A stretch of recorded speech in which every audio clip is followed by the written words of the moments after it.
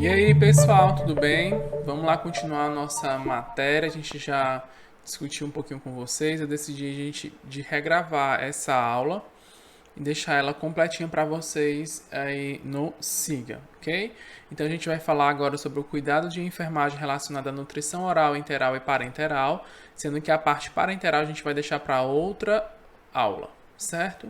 Então agora a gente vai dar atenção principalmente às sondas gástricas e enterais e tentar justamente a partir dessa proposta de abordagem nutricional, identificar quais os procedimentos que são necessários pela equipe de enfermagem durante uma internação hospitalar, principalmente, já que o paciente também no domicílio também pode fazer uso desses dispositivos, ok?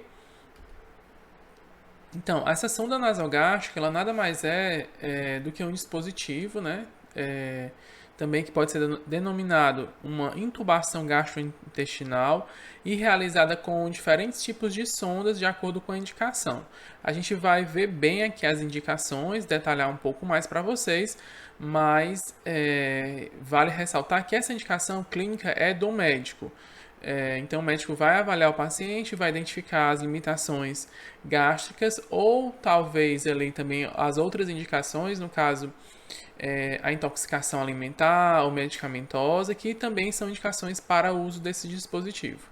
E as diferenças podem ser na composição, no caso dessa sonda, que pode ser de borracha, poliuretano, desculpa, polietileno ou até mesmo de silicone. Lembrando que a borracha e o poliuretano, eles são um pouco menos compatíveis com a nossa mucosa.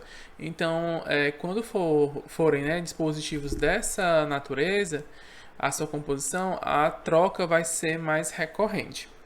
A gente também pode destacar a diferença dessas sondas em relação ao comprimento e ao calibre.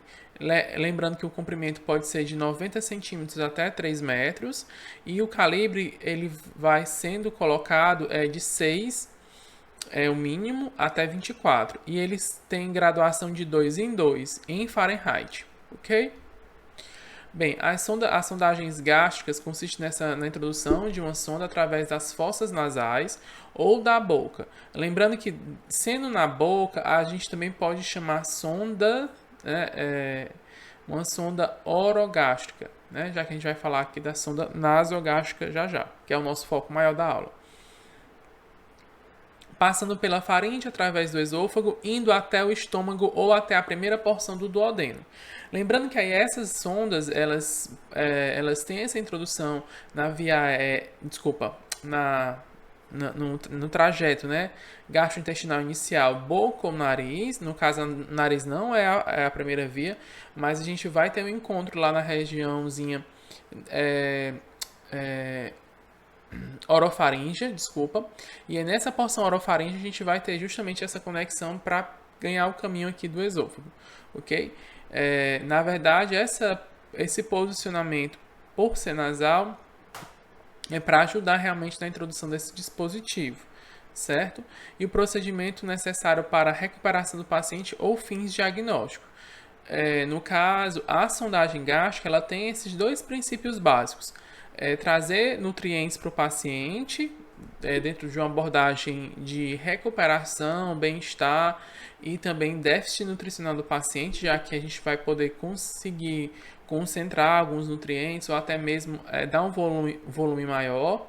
Recuperação do paciente também no caso do paciente que tem uma necessidade de lavagem gástrica ou descompressão gástrica, e aí no caso a sonda vai auxiliar não para introduzir, mas também para lavar e retirar elementos do estômago, certo? E também para fins diagnósticos. No caso aqui a gente vai destacar principalmente a avaliação do pH estomacal, ok? Bem, dentro da avaliação desse paciente que vai fazer uso de uma sondagem gástrica, a gente pode destacar o quê? Observar se ele tem necessidade de suplemento alimentar, No caso aqui, há mais do que a necessidade normal, então é aquele paciente que ele é desnutrido, que ele está passando por algum padrão nutricional abaixo do que ele necessita naquele momento, ou até mesmo um paciente que consegue ter um padrão de introdução alimentar via oral, mas insuficiente para o quadro clínico dele, certo? Então, às vezes ele está com alguma doença que tem um metabolismo mais acelerado, então ele precisa realmente dessa sonda para trazer esse auxílio. Intoxicação, geralmente vocês vão ver essa intoxicação junto, né? O uso dessa sonda por intoxicação associada à lavagem gástrica. Então, a sonda é colocada num paciente com o intuito de realmente introduzir medicamentos ou substâncias que neutralizem esse agente tóxico e depois fazer essa remoção, né, essa aspiração desse conteúdo. É muito comum a gente ver na emergência justamente esse perfil de paciente com necessidade de lavagem gástrica. Descompressão gástrica, no caso, os pacientes que estão com distensão gástrica, né? Então vocês vão ver na avaliação abdômen mais globoso, timpânico, e a sonda vai justamente fazer isso, aliviar essa pressão. Realização de exames, no caso eu falei para vocês, principalmente a avaliação do suco gástrico e o seu pH. Administração de alimentos, no caso aqui, um alimento que ele é processado, né, e é construído a partir das necessidades do paciente e também de uma formulação mais líquida, certo? E também, no caso, as medicações que são de via oral, que precisam passar pelo metabolismo do suco gástrico e hepático, a gente também observa que eles podem ser também introduzidos dentro dessas sondas. O risco de broncoaspiração, isso é um quadro bem voltado para o público idoso, onde indivíduos acamados que já estão há um bom tempo, né, sem se alimentar de forma apropriada por via oral, então a gente considera esse paciente como um grande potencial para passar uma sonda, porque ele, na medida que ele vai tentando se alimentar por via oral, ele tem aqueles engasgos recorrentes que podem ocorrer uma broncoaspiração. Pacientes também que vão fazer cirurgias, né, no pré ou depois da cirurgia, no pós-operatório, principalmente para a retirada de resíduo gástrico, e também os pacientes com neoplasias com semi-obstrução da via aérea gástrica. Então, aqueles pacientes que têm CA de boca, CA de esôfago, CA de estômago, eles podem sim fazer uso dessas sondas para justamente se alimentarem, ok? Lembrando que tem que ser uma oclusão parcial. Se tiver total, a sonda não consegue passar e aí o paciente vai poder fazer uso de outro dispositivo já introduzido dentro do estômago ou até mesmo dentro do intestino. Essas sondas, né, como eu estava falando, a que a gente vai abrir destaque para vocês é a sonda nasogástrica. E pelo próprio nome já fala, é uma sonda que ela vai do nariz, naso, até a porção gástrica. É uma inserção através da porção nasofaríngea dentro do estômago. E quando há impossibilidade da passagem da sonda nasogástrica, a gente pode sim usar via oral. No caso, na pediatria, na neonatologia, é muito comum a gente optar mais pela via oral também, ok? E nos pacientes que têm trauma cervical, né, tiveram algum trauma automobilístico e com comprometimento cervical, também não é indicativo fazer nasal, e sim oral, ou até mesmo não fazer já a porção gástrica ou duodenal intestinal. Aqui para a gente relembrar um pouco, né, a anatomia, vocês estão vendo justamente aqui a porção da narina, onde a sonda vai passar. Aí aqui a gente já tem a faringe nasal, a faringe bucal. Aí a gente já vai justamente ter aqui a epiglote e a faringe. E essa porção orofaríngea, né, que é onde você vê que tem a boca e aqui já a abertura para o esôfago e traqueia, é a nossa grande preocupação, porque aqui a gente vai ter na porção frontal, né, a traqueia com seus anéis cartilaginosos mais rígidos e a porção posterior ao esôfago, que é um pouquinho mais apertado. Então, naturalmente, vocês vão ver os pacientes tendo até mesmo uma maior facilidade anatômica da sonda ir para a traqueia. Mas a gente tem aqui a epiglote para nos ajudar nesse fechamento e assim a gente conseguir realmente passar a sonda para a porção esofágica, ok? Lembrando que aqui, quando a sonda for introduzida, a gente vai ver aqui a técnica, ela também pode justamente dobrar um pouquinho para cá e ir para a região oral, certo? Fazer essa curvatura. Mas a gente vai ver justamente esse passo a passo. Bem, aqui é só para destacar para vocês os pontos, né, de resistência. Assim que a gente entra, já tem aqui algum desvio de septo, aí depois a gente já vai ter aqui as conchas nasais, aí justamente as estruturas nasais, e aqui a porção, aqui na porção da epiglote, que já justamente é nosso ponto de interseção para dar tudo certo. Depois que passou pela epiglote, a gente já tem grande chance de dar tudo certo a nossa passagem da sonda. E dentro do estômago do paciente tem um ponto de resistência na passagem do primeiro esfíncter, depois no fundo do estômago e aí já segue para o intestino se for uma sonda mais longa, que uma sonda nasoentérica, certo? Mas é só para vocês saberem que há esses pontos de resistência na hora da passagem da sonda e a gente vai aprender na técnica que na hora que tiver essas leves resistências, a gente não vai poder fazer força e sim fazer movimentos rotacionais para justamente encontrar outro ponto, né, de deslize ou de trajeto da sonda. Aqui a gente vai ter o esôfago, a cardia, que é o nosso primeiro ponto aqui de passagem, o esfíncter, e depois a gente vai ter aqui o canal pilórico, né? É que outro esfíncter também, o piloro. Lembrando que a sonda, ela vai ficar nesse fundo, deitadinha nesse fundo aqui, certo? Essa curvatura maior, não no fundo aqui, nessa porção mais acima, mas sim nessa porção mais da curvatura, certo? E tem uma sonda que a gente vai ver, que é a sonda nasoentérica, que ela vai justamente passar por aqui, ficar nessa curvatura e migrar depois para a porção pós-pilórica. Bem, o que é que precisa para passar uma sonda? A gente vai precisar de uma sonda nasogástrica, também chamada de sonda de Levine, certo? De tamanhos variados. No adulto, a gente vai usar uma sonda 14 ou 16, uma padrão, e no caso de intoxicação, lavagem gástrica, a gente pode chegar a usar até uma 18 ou maior, a depender da estrutura física do indivíduo, certo? Luva de procedimento estéreo, não precisa ser uma luva cirúrgica estéreo, mas a literatura coloca como sendo uma luva de procedimento, se possível estéreo, já que o procedimento, né, a cavidade oral, ela é contaminada, então a gente não é um procedimento, como eu posso dizer, classificado como estéreo.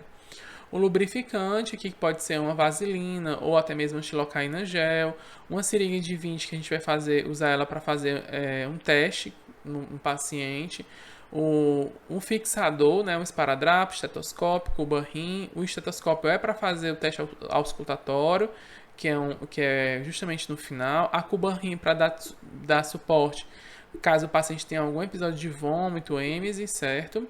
Uma toalha ou lençol para limpar, deixar tudo aquilo bem protegido, né, de qualquer episódio de vômito do paciente. Uma espátula para a gente fazer a avaliação da cavidade oral do paciente. Soro fisiológico, se necessário, ele geralmente a gente não usa, mas na sonda nasoentérica para lubrificar mesmo, e a lanterna para fazer também uma avaliação, principalmente do canal nasal e oral. Bem, pegando-se essa sonda de Levine, vocês vão observar o quê? Ela é uma sonda bem curta, certo? E a gente vai falar, como a gente falou para vocês, vai usar no adulto uma numeração de 14 a 18, sendo que a 18 ela é mais calibrosa, então ela vai ser utilizada para aqueles casos mais críticos, ok? Ela, na pontinha dela, ela vai ter alguns orifícios de saída e o fundo dela, né, da pontinha, não tem saída, ele é arredondado. Utilizar para remover líquidos e gases do trato gastrointestinal superior, para a coleta de exames laboratoriais e também para uso como meio de via de administração de medicamentos, ok? E a alimentação, como eu falei para vocês. Lembrando que essa sonda de Levine, né, a sonda nasogástrica, aqui é só a disposição do material, as sondas, as seringas, a xilocaína, né, o lubrificante, o esparadrapo, a luva e o estetoscópio. Aqui está faltando a cuba-rim, está faltando também a espátula, ok? E aqui as variações das sondas para vocês verem um pouco. Aqui eu queria destacar só uma coisinha para vocês, que na sonda, né, quando a gente for usar para alimentação, A gente sempre iremos manusear essa sonda de luva, né? Luva de procedimento. E o equipo que é feito para administrar a dieta, no caso, é um equipo azul, que é justamente uma padronização, né, para a segurança do paciente. Ok? Lembrar sempre disso, pessoal. Na preparação do paciente, já que ele já identificamos a indicação, já está prescrito, então a gente vai começar a fazer o procedimento. Então, perguntar ao paciente se ele já realizou alguma cirurgia nasal, teve algum trauma, tem desvio de septo ou se distúrbio hemorrágico. Tudo isso porque pode influenciar na decisão, né, da via de escolha. E também a gente vai conhecer um pouco mais a estrutura anatômica no exame físico. Mas se ele já fizer esse comentário, a gente já tem um pouquinho de noção de como está. Explicar o procedimento e orientá-lo para respirar pela boca e realizar movimentos de deglutição no momento da passagem. Então aqui, pessoal, já deu para vocês perceberem que a sonda vai ser introduzida pelo trajeto. Então é justamente orientar o paciente a entender que esse processo precisa ser rápido e por isso ele também adequar a respiração dele pela boca, já que o nariz vai estar comprometido principalmente nesse primeiro momento da passagem da sonda. Lembrando que quanto mais calibrosa a sonda, maior vai ser a dificuldade da respiração nasal desse paciente, ok? Então, dentro da continuação da preparação, colocar o paciente em posição sentada ou Foley, né, como vocês já viram, alto, bem sentadinho, quase 90 graus, e colocando a toalha sobre o tórax do paciente, caso ele tenha algum vômito, êmese, queira, né, ter algum episódio vamos dizer assim, não esperado, né? Na verdade que é até esperado, porque a sonda ela vai passar por uma porção orofaríngea que tem a estimulação do nervo vago. Então o paciente pode sim ter um episódio de vômito durante esse processo. Determinar códigos com o paciente em caso de desconforto severo ou engasgo. Então o paciente vai estar com desconforto e na hora da passagem vocês não vão conseguir pedir para ele falar, porque se ele falar, ele vai estar com a abertura traqueal, né, para saída de ar. E nesse caso, se você estiver passando a ação, do risco da sonda ir justamente para a porção traqueal é bem maior. Então, criar códigos, né, para ele não precisar falar, bater na mesa, bater no colchão, puxar seu jaleco, você vai criar o seu código, certo? Com o paciente. E isso no paciente que está acordado, ok? Pacientes que estão sedados, a gente não vai conseguir fazer esses comandos. Remover próteses reservando na cuba rins também é importante, já que a ação dela pode ir para a cavidade oral. Então a gente orienta realmente já tirar, porque na hora da avaliação a gente pode precisar em algum momento até mesmo colocar a mãozinha dentro da boca do paciente, e aí se ele tiver com a prótese vai ser mais difícil, ok? E também porque depois da sonda, se é para alimentação, o paciente não vai mais precisar da estrutura dentária, né, do que ele tá, a prótese dele, porque justamente a função dos dentes, né, justamente esse, triturar o alimento. Ele não vai mais precisar triturar o alimento, porque ele vai estar recebendo direto na porção gástrica ou entérica. Solicitar que o paciente assoe o nariz, né, para fazer essa limpeza, não empurrar a secreção adentro, né, na hora da passagem, realizar aspiração nasal e oral quando necessário. Se o paciente tiver com infecção associada respiratória e tiver com muita secreção, principalmente secreção purulenta na via aérea superior, a gente precisa aspirar o paciente antes e visualizar as narinas e cavidade oral com a lanterna e ter realmente uma noção do trajeto logo antes de passar a sonda. Nós vamos separar todo o material, deixar bem próximo, possível numa mesinha, né, na mesa de maio, colocar a sonda dentro da geladeira ou em água gelada. Isso é um protocolo que ajuda a deixar a sonda um pouquinho mais rígida e assim facilitando a passagem.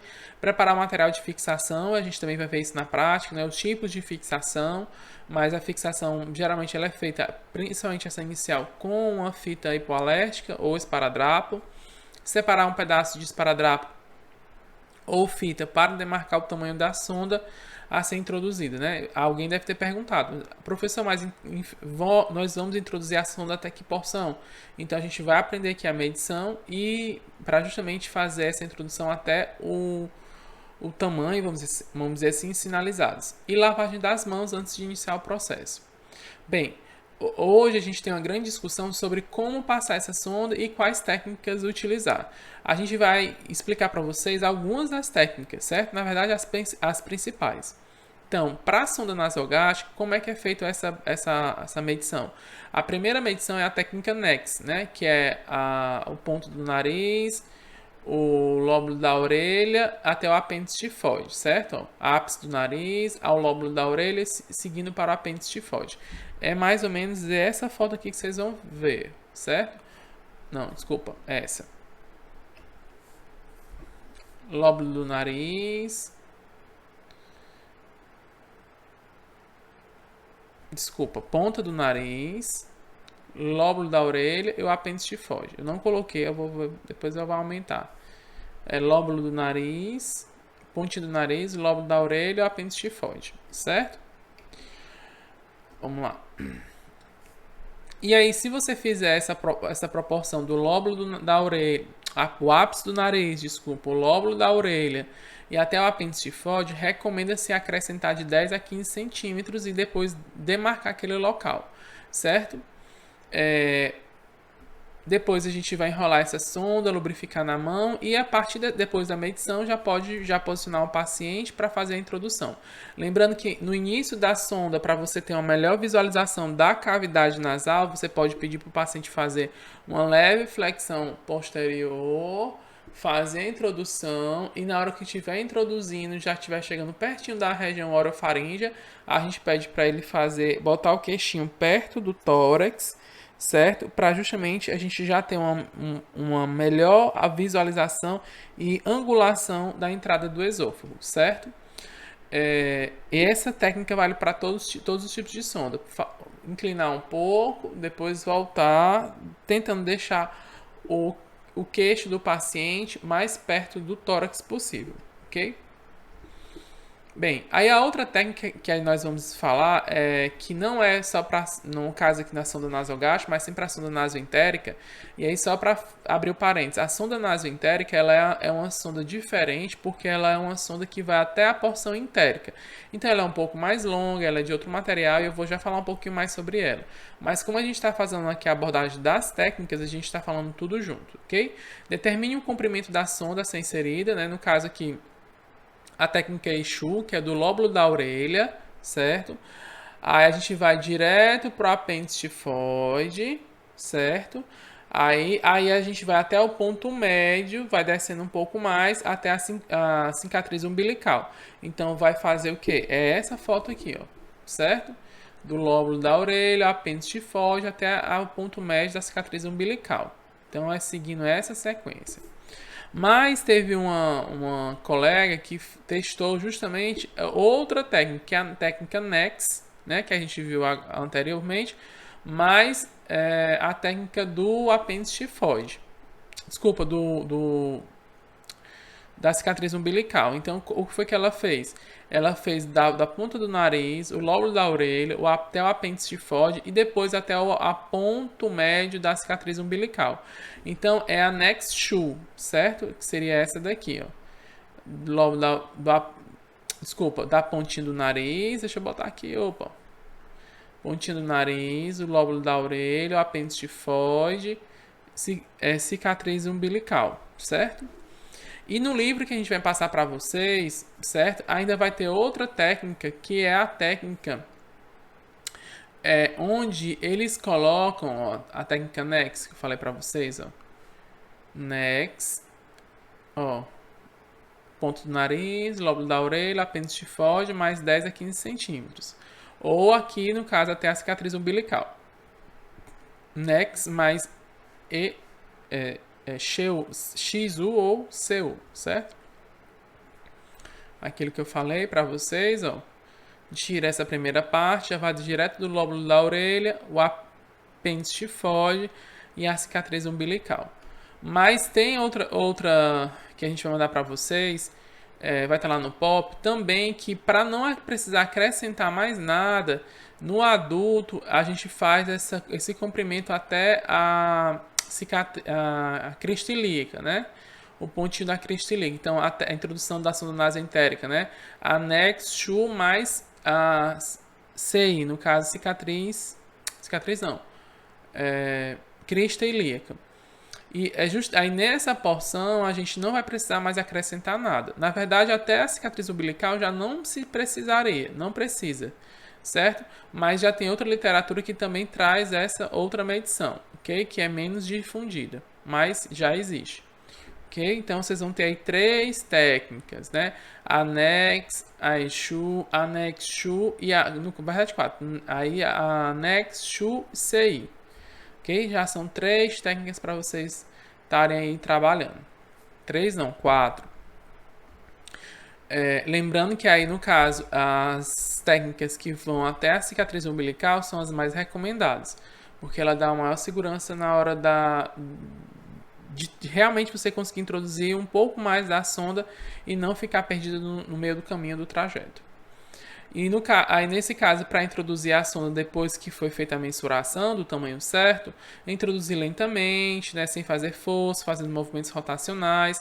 Quando chega na região da faringe, o paciente pode referir um desconforto ou engasgo. É nessa hora que a gente pode pedir para ele beber um pouquinho de água ou, né, fazer movimentos de deglutição. Direcionar lentamente a cabeça do paciente para frente, como eu falei para vocês. E aí, se precisar, pode rotacionar até 180 graus a sonda. Aí, ó, segurando a cabeça do paciente dessa forma, ele sentadinho, e aí fazendo as movimentações com a sonda com a mão dominante, certo? Continuar avançando com essa sonda. Depois que passa essa porção, né, do engasgo e você pedindo para o paciente deglutir, você vai ver que você entrou no esôfago e ele vai estar tudo bem, né, tecnicamente falando. Ele vai estar mais confortável. Se houver alguma obstrução ou sentir alguma resistência, naquela hora você pode fazer movimentos rotacionais, mas nunca fazer força. E até mesmo parar e retirar a sonda até onde você colocou. Se não conseguir, retirar e documentar tudo isso no prontuário, chamar um colega mais experiente ou até mesmo um cirurgião de cabeça e pescoço, que vai orientar melhor a condução dessa sonda, ok? Essas sondas elas também podem ser passadas por endoscopia.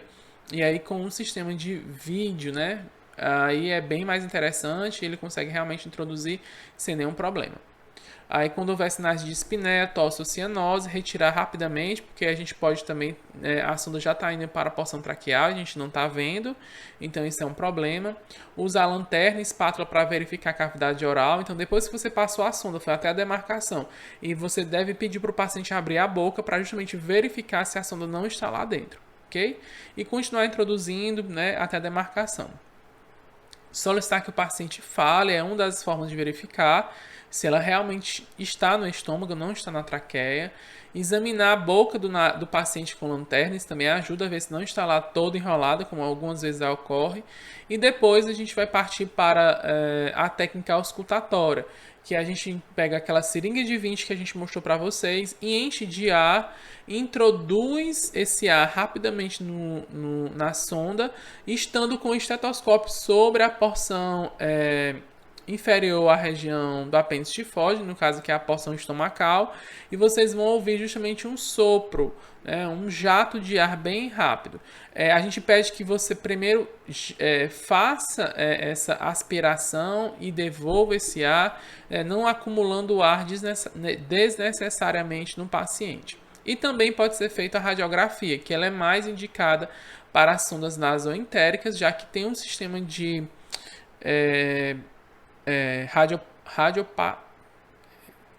radiopaco, né? Tem um sistema radiopaco na ponta que ajuda a gente a visualizar. A gente vai ver isso aqui nas imagens. Aqui só para lembrar para vocês, ó, foi na porção nasal, passou nasofaríngea. Olha aqui, ó, aqui que é o perigo, ó, porque nessa porção de vir para a porção traqueal e a gente tem que vir para a porção do esôfago, ok? E algumas vezes pode acontecer isso, ó, vir para a boca, por isso que a gente pede para examinar a boca do paciente, é bem interessante. Bem, após a confirmação dessa sonda no estômago, deve-se fazer a fixação, manter o paciente com a cabeceira elevada naqueles primeiros minutos e documentar tudo isso no prontuário, principalmente o tamanho dessa sonda que foi utilizada. No caso, se foi para lavagem gástrica, descompressão, automaticamente ela vai entrar em ação, nós já vamos usar essa sonda. E caso não tenha conseguido passar, também deve botar tudo isso no prontuário. Bem, Depois que a gente conhecer um pouquinho da sonda nasogástrica, que é uma sonda mais prática, é uma sonda, como é que eu posso dizer, de uso mais rápido, né, para pacientes que precisam de um pouco tempo de sondagem, ou no caso emergencial, a gente vai observar que ela é uma sonda, até mesmo o próprio material, que às vezes é de borracha, de poliuretano, então ela não tem tanta durabilidade como outras sondas. Então vocês vão ver os pacientes que usam sonda nasogástrica, ele tem pouco tempo de uso, geralmente a gente recomenda que ele fique até 20 a 30 dias com essa sonda, não mais do que isso. Já a sonda nasoentérica, que é uma sonda que ela tem um material diferenciado, ela é um pouco mais longa, ela também tem a indicação para pacientes que vão receber dietas com formulações mais específicas e também pacientes que já não têm atividade estomacal tão preservada, né? Principalmente com fatores, né, enzimáticos. Essa sonda ela é um pouco mais longa, né? A sonda nasoentérica, ela também é conhecida como sonda Dobhoff, certo? Que foi o cara que desenvolveu essa sonda, por isso tem esse nome registrado. Ela também possui uma luz única, né? Mas na saída dela, na ponta dela, tem um injetor lateral, que é bem interessante. Tem um fio guia que nos ajuda na introdução, porque ela é bem molinha, e uma ponta radiopaca, que é que ajuda a visualizar melhor aonde a sonda está depois, através de uma radiografia. Ela geralmente ela é confeccionada de silicone ou poliuretano, né, materiais que não sofrem tanto com as alterações físicas ou até mesmo com a presença do pH ácido do estômago do paciente. Ela tem uma ótima flexibilidade, maleabilidade, durabilidade, não irrita a mucosa digestiva e permite também os fechamentos dos esfíncteres, já que ela é bem maleável. Geralmente, os fabricantes recomendam a durabilidade dela de 6 a 8 meses, então ela tem um custo-benefício bem melhor, certo? Aqui para vocês verem, né, a ponta radiopaca, na pontinha dela bem aqui assim, ó, tem uma ogiva, né, com esse metalzinho aqui que é o tungstênio, né, justamente para dar essa visualização, mas com o fio guia a gente consegue ver justamente todo o trajeto. Aqui vocês estão vendo essa bisnaguinha, geralmente algumas delas vêm com lubrificante na hora da passagem. Aqui para vocês verem o fio guia na pontinha, o ejetor lateral e aqui os metalzinhos que eu falei para vocês. E aqui a sonda vindo, né, ó, e passando, vindo para o estômago, certo? Aqui é só para a gente observar, né, a contraindicação da passagem de sondas em pacientes com lesão de base de crânio. A sonda aqui numa criança, né, vocês estão vendo aqui que ela foi para o pulmão e está aqui cheia de dieta. E aqui o paciente teve uma lesão de base de crânio, na hora que a pessoa passou a sonda não veio para a porção orofaringe, ela passou no trauma e foi para a medula do paciente. Mas aqui realmente são casos bem específicos, bem raros, certo? E aqui também é uma outra forma de visualizar a sonda depois da sua introdução, né? Com o método de radiografia, que é o que a gente mais utiliza, e o método de sondagem por guia eletromagnética, que também dá para fazer essa avaliação, ok? Mas usualmente a gente sempre vai fazer a radiografia como sendo padrão, ok? Bem, então essas sondas nasoentéricas são específicas para a administração de alimentação, já que os comprimidos, né, no caso aqui a medicação que é via oral, ela é produzida para sofrer, né, a ação do pH ácido do estômago. E aqui a gente, na sonda nasoentérica, como a pontinha dela vai ficar lá na primeira porção do intestino, né, porção do duodenal, então ali o pH já não é tão ácido, já está no pH de transição. Então, podendo ser administrado medicamentos diluídos ou na forma líquida. São sondas mais longas do que a sonda nasogástrica, em média 120 centímetros. E apresenta duas vias, como a gente já falou aqui, né? Uma via de introdução da dieta e outra do fio guia, que é um fiozinho de aço que a gente vai ver aqui em outras fotos novamente. E as sondas possuem um peso na parte proximal para facilitar a sua migração, como a gente viu aqueles metaizinhos que vão ajudar. Nesse caso, para introduzir a sonda é a mesma, vamos dizer assim, abordagem inicial, de orientação, de posicionamento, certo?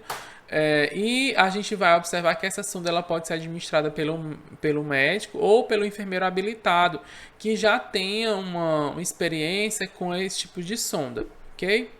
Após a introdução da sonda, pode ser realizado o teste auscultatório também para verificar se ela está realmente no estômago, né, no caminho, antes de migrar para a porção do duodenal.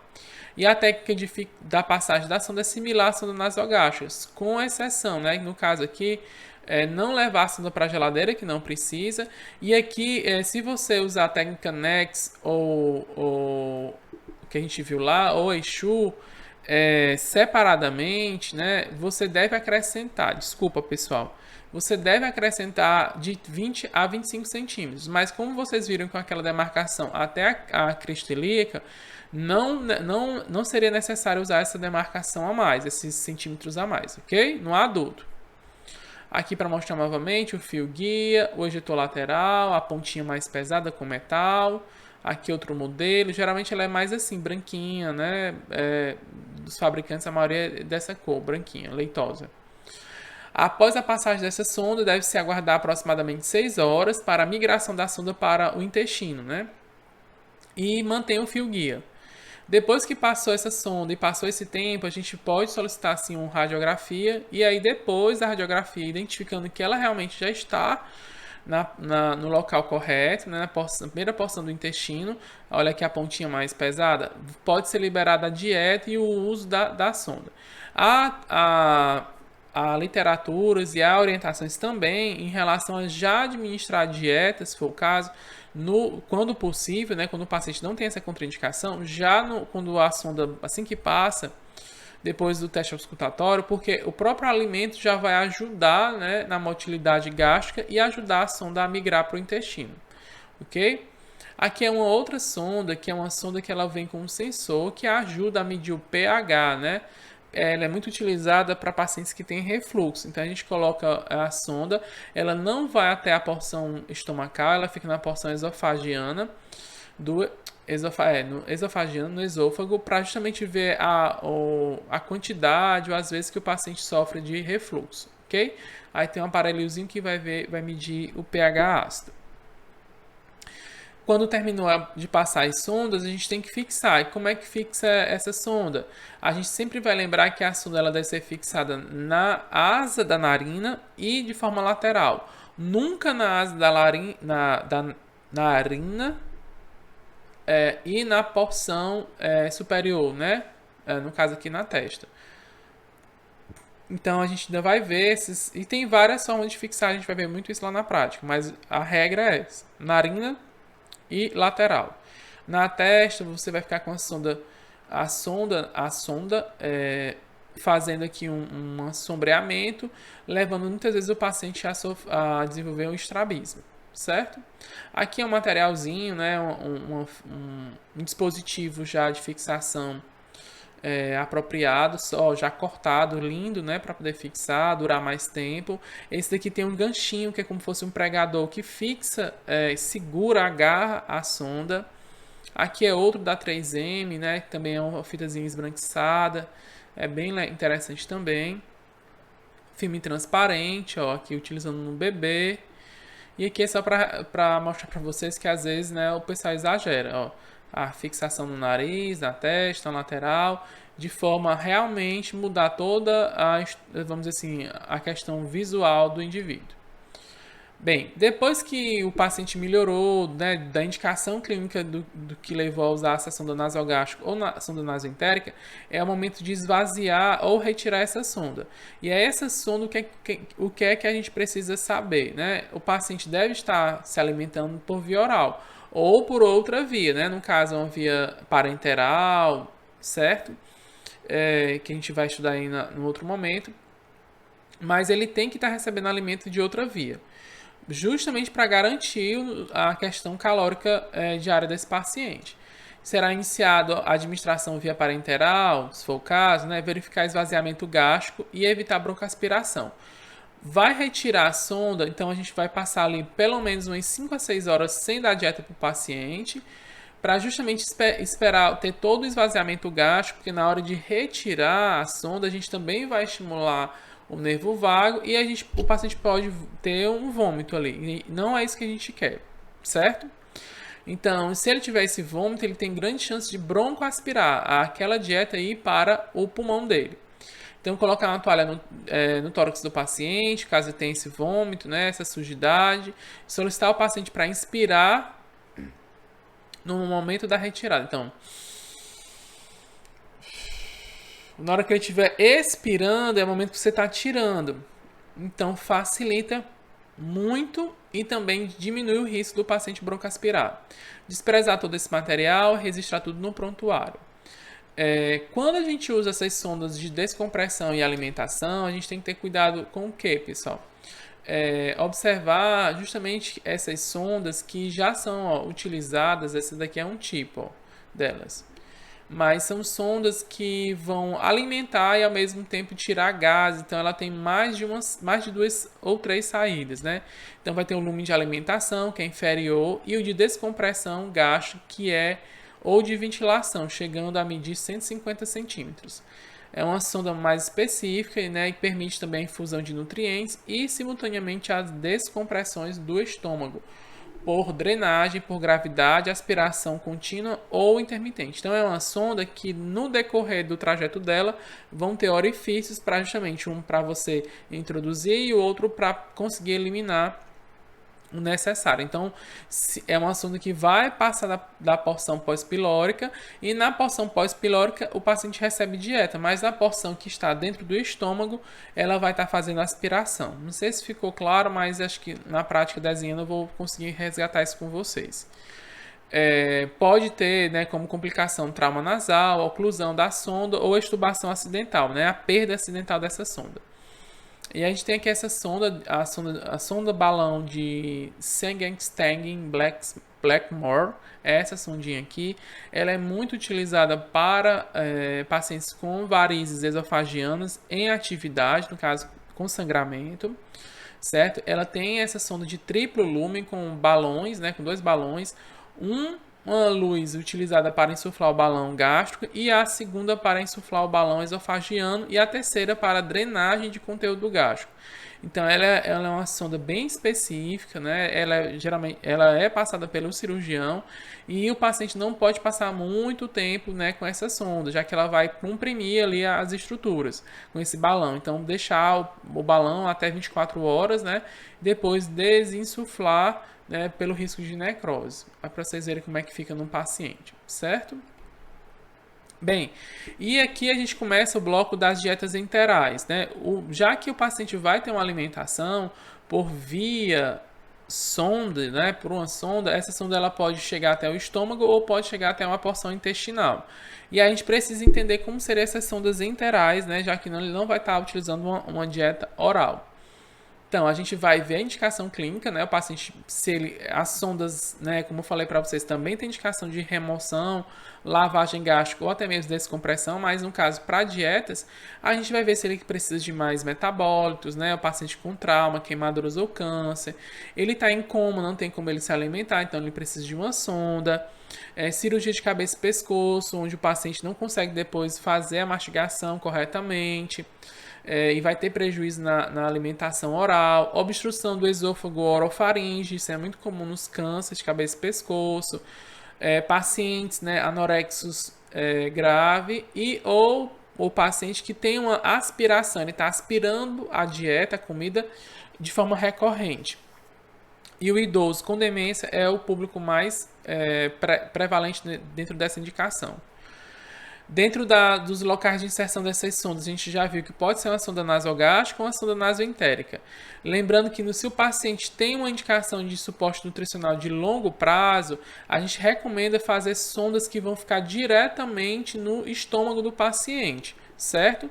São as sondas gástricas, né? No caso aqui, as gastrostomias.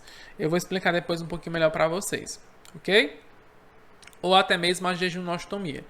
Então essas sondas são sondas bem práticas, elas são aplicadas a nível ambulatorial muitas vezes, ok? Ela é muito utilizada na pediatria e nos pacientes mais assim, idosos que já realmente não têm condição nenhuma de receber dieta por via enteral ou gástrica, mesmo que por sonda, certo?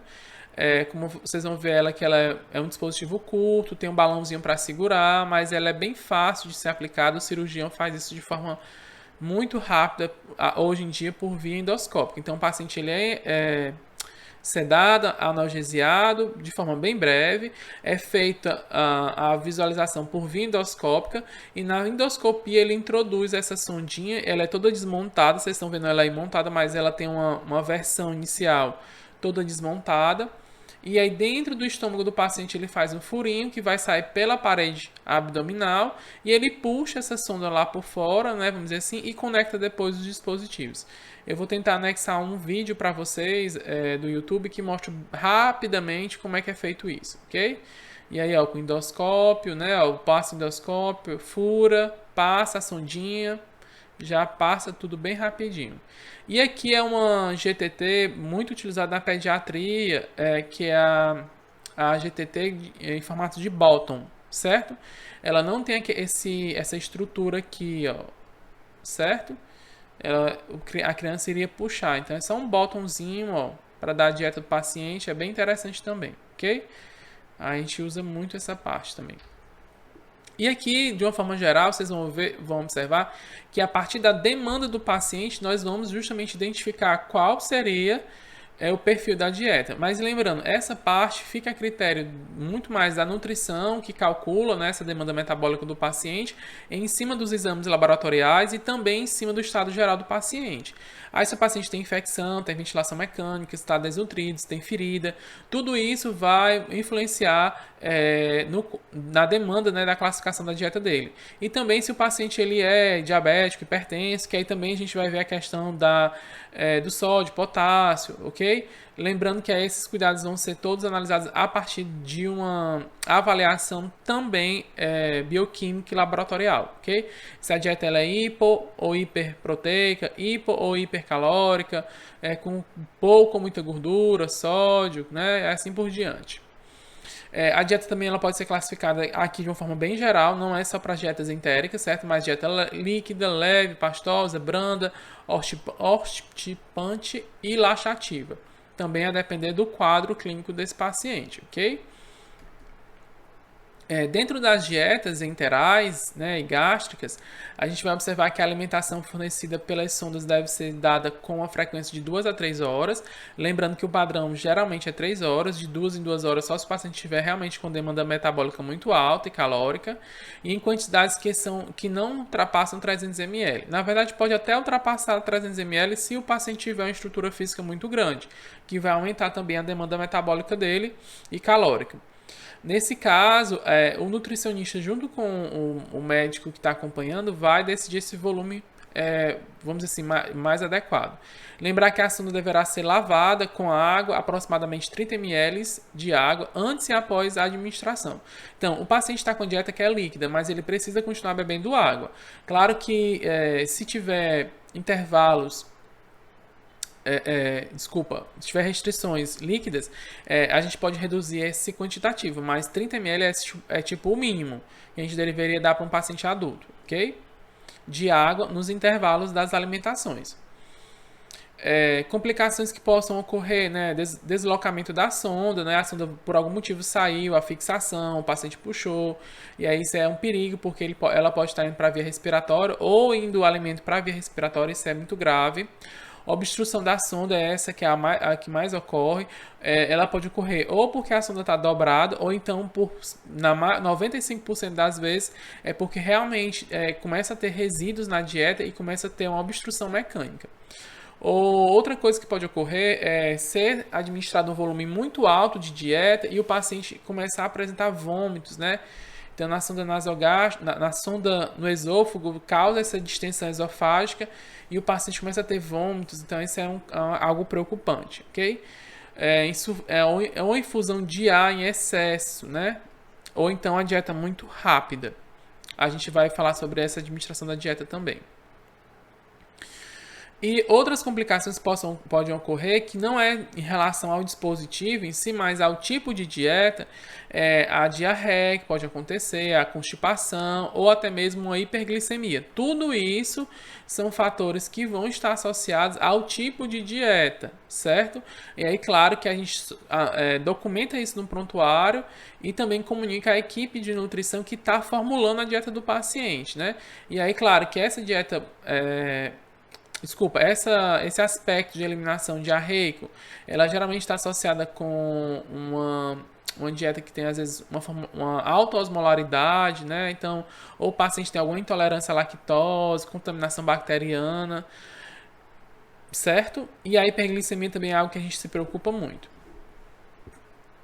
Dentro das complicações, a gente ainda pode destacar desequilíbrio eletrolítico, hipernatremia, né, hidratação excessiva, hipercalemia, né, gerando uma acidose metabólica, ou até mesmo gerando uma insuficiência renal, ou a hipocalemia gerando uma diarreia no paciente. Então, tudo isso está dentro das avaliações dos eletrólitos da parte bioquímica do paciente. Aqui, como essas dietas são apresentadas, ela é preparada lá no serviço de nutrição e dietética. Algumas empresas vendem ela já prontas, né? Só para fazer a instalação, ok? Mas geralmente vem numa garrafinha dessa daqui. E em casa, geralmente a mãe ou o cuidador já faz essa administração ou com essa bagzinha, essa bolsinha aqui, ou até mesmo com a seringa de 20 ou 60 ml, a depender da quantidade que é necessária. Mas geralmente vem nesse tipo, ela vem identificada e também com os valores calóricos na etiqueta. Então a gente precisa ensinar o paciente, o familiar sobre essa formulação. Principalmente, pessoal, tem algumas empresas que vendem o soluto. O que é isso?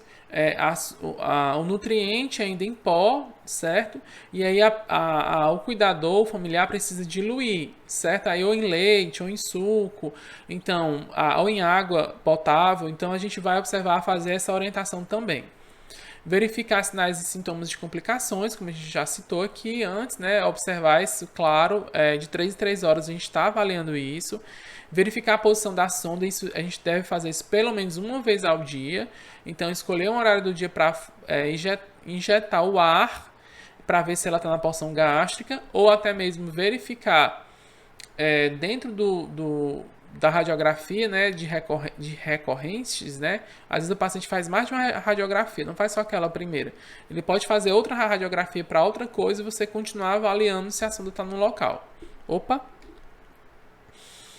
Fazer a asepsia dos materiais utilizados, né?